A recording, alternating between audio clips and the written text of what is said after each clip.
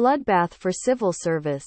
91,000 jobs will be axed as 1 in 5 staff are expected to go in huge shake-up that could save £3.5 billion to ease cost of living crisis. PM has ordered top team to redouble their efforts to ease financial pressures. Boris Johnson said civil service is swollen as he tries to cut cost of government.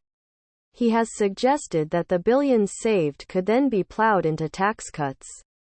Plans to cut civil service by almost a fifth will save around £3.5 billion a year.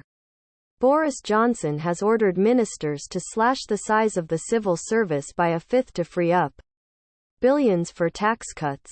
The Prime Minister used a cost of living cabinet meeting in the Midlands yesterday to order his top team to redouble their efforts to ease the financial pressure on struggling families.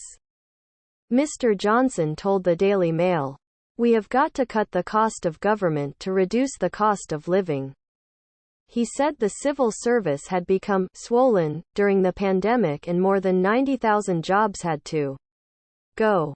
And he suggested the billions saved could be ploughed into tax cuts, saying, "Every pound the government preempts from the taxpayer is money they can spend on their own priorities, on their own lives."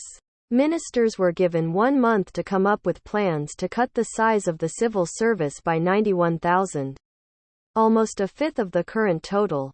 The move would save about £3.5 billion a year, freeing up resources to help ease the cost of living through tax cuts or other measures.